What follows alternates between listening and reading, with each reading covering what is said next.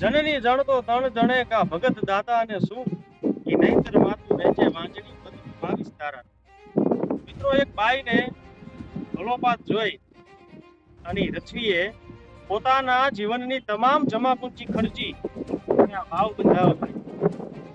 આવો ઈ ભાવનો ઇતિહાસ જાણીએ કે આજે ઈ રછવી ભાવ તરીકે ઓળખાય છે। જો હજી સુધી અમારી ચેનલ ટોક વિથ જયદેવ તમે સબસ્ક્રાઇબ ન કરી હોય તો સબસ્ક્રાઇબ કરી લ્યો, જેથી અવનવા વિડીયો આપને મળતા રહે। આપણે આવી ગયા છીએ સુરેન્દ્રનગર જિલ્લાના મૂળી તાલુકાના લીમલી ગામમાં। આ લીમલી એટલે હોનાની ટીમલી। આજથી 71 વર્ષ પહેલાં જ્યારે વાહન વ્યવહારની સગવડ નહોતી, પહેલાં તો બળદગાડા, ઘોડાગાડા અને ઊંટગાડા એ એકમાત્ર વિકલ્પ હતો। આજથી 70 વર્ષ પહેલાં બન્યું એવું કે ઉનાળાનો સમય, એ ભગવાન સૂર્યનારાયણ પોતાનો કોપ આ ધરતી ઉપર વરસાવી રહ્યા હતા। એવા સમયે એક લીમડા નીચે બે બાઈ બેઠી છે અને એમની વચ્ચે સંવાદ શરૂ થાય છે। એક બાઈ કહે છે કે ચાલ હવે ઊભી થા, લીમલી ક્યાં છેટું છે? ત્યારે બીજી બાઈ જવાબ આપે છે કે આજે તો આપણા ભાગ જ ખરાબ છે। સુરેન્દ્રનગર હટાણું કરવા ગયા, પરંતુ ત્યાં વાહન ન મળ્યું અને ત્યાંથી ચાલીને અને પાસે માથે આ વજન અહીં સુધી આવ્યા। એક તો આ ગરમી, આ બધું સહન થાય, પણ પાણી વગર ચાલે ખરું? ત્યારે પહેલી બાઈ કહે કે તરસ તો મને પણ લાગી છે, પરંતુ અહીં દૂર સુધી પશુ પક્ષી પણ દેખાતા નથી, તો અહીં વટે માર્ગો કોણ નીકળે?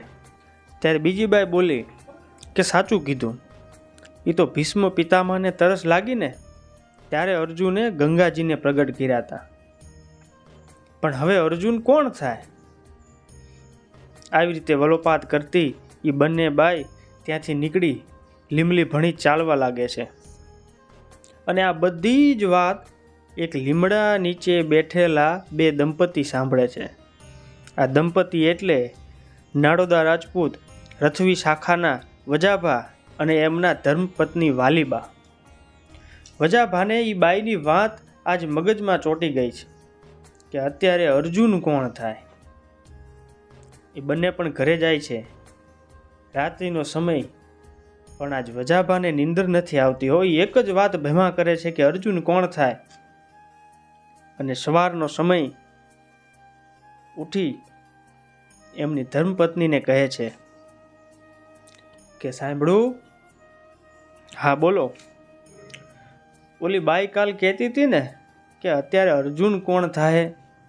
કે હા, તો મારે એ જગ્યાએ વાવ બંધાવી છે, જેથી વટે માર્ગો ત્યાં નીકળે તો પાણી પી પોતાની તરસને તૃપ્ત કરી શકે। અને આટલા જ્યાં શબ્દ સાંભળ્યા ત્યારે એમના ધર્મપત્ની રાજી થઈ ગયા હો કે શાબાશ રાજપૂત, શાબાશ, શાબાશ રથવી। અને પછી તો ત્યાં વાવ બંધાવવાની શરૂઆત કરી અને એ વાવનું કામ પૂર્ણ એ સંવંત 2010ના એ જેઠ વદ 13ના સોમવારના રોજ પૂર્ણ થયું અને કુલ ₹1201 ખર્ચી પોતાના જીવનની તમામ જમાપૂંજી વાપરી ત્યાં વાવ બંધાવવામાં આવી। અને તે દિવસે ગામના નાના છોકરાઓને બટુક ભોજન કરાવવામાં આવ્યું। આજે પણ આજે 71 વર્ષ થયા ત્યાં વાવ અડીખમ ઊભી છે, પરંતુ એની હાલત ખૂબ દયનીય છે। આવા દાતારોને 100 સલામ કરું છું હું। ફરી પાછા મળશું આવી જ કોઈક વાત લઈને। જય હિન્દ, જય ભારત।